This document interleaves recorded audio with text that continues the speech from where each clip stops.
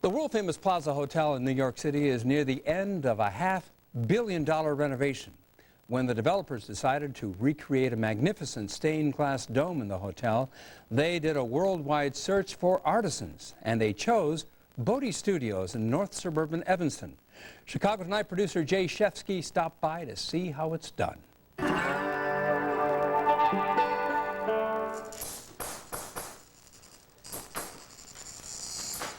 The completed dome will include 25,000 pieces of glass, 50,000 feet of lead. It will weigh nearly 8 tons. BottiNYC Studios has made hundreds of stained glass windows and domes. In Chicago, they refurbished the gigantic Tiffany domes at the Art Institute and the Chicago Cultural Center.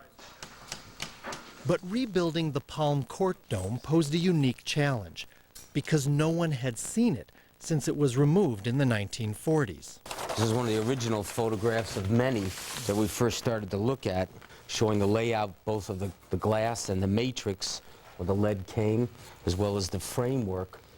But this is black and white. How did you know what colors to use? Well, we went back into here and we took off some of the paint chips on the surrounding decorative plaster work, these columns and capitals that you see here. From the frieze, the decorative plaster frieze running around the perimeter. So based with those two things, or a number of things, components were able to replicate pretty much what we think were the original colors. In Southwest Suburban Summit, Antares Architectural Metals is assembling the massive framework that will hold the stained glass panels. The dome will be 40 feet long by 38 feet wide, just like the original. But there's at least one difference.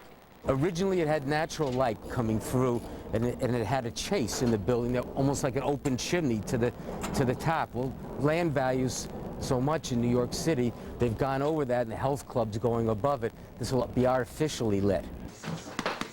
40 people have been working on the dome for about 6 months.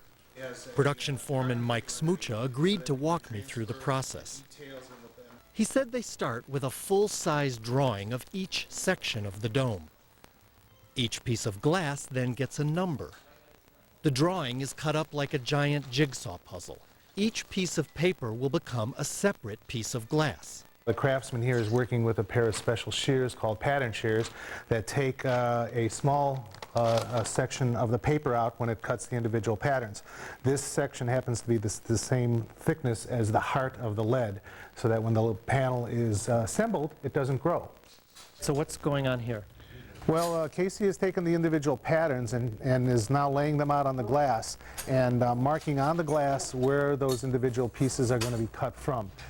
She's going to be conscious of the texture and the color and the density of the glass. In other words, it makes a difference whether this piece gets laid down here or over here or over here. Yeah, that's correct.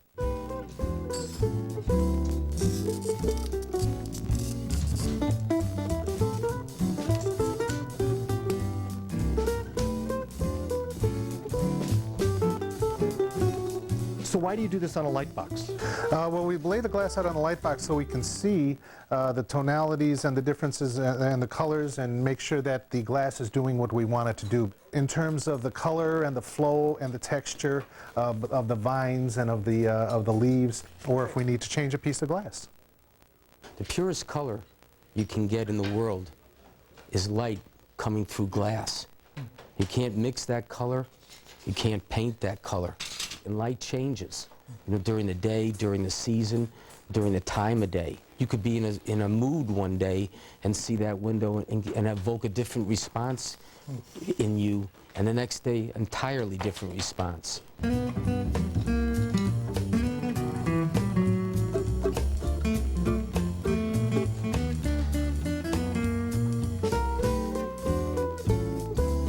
How do you go from a straight piece laid out on a table to this kind of a curve? Well, these wooden forms are made to the exact curve of the dome frame. And after the windows are soldered on one side, we lay it onto this form and let the natural bend take effect, at which point we solder the second side. Once that second side is soldered, it kind of holds its shape. The Botti family has been making stained glass windows and domes since they started in the business in Italy more than 400 years ago. Mosaics, marble, painting and decorating, stained glass, ecclesiastical arts. That's what we were known for all throughout Europe, South America, Africa, and Asia. Before coming to Chicago in 1960, the Bottis plied their craft in New York for 100 years.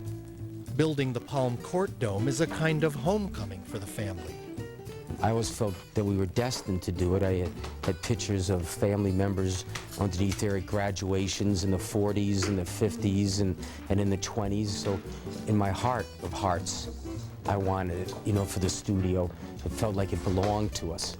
8 companies from around the world competed for the job, and Botti was the last studio standing. But I remember walking down 58th Street and looking at the plaza thinking, yep, we're gonna do that job. We'd all be able to be part of that history of that building. And you know, for hundreds of years to come now, that'll probably always be there, untouched. For Chicago Tonight, this is Jay Shefsky. Sometime this summer, the dome's frame will be taken apart, put on flatbed trucks and driven to New York City. After the frame's installed, they'll put in the glass panels. The final cost of the dome is $1.5 million. Heartbeat segments on Chicago Tonight are made possible in part by the John D. and Catherine T. MacArthur Foundation and the Lloyd A. Fry Foundation.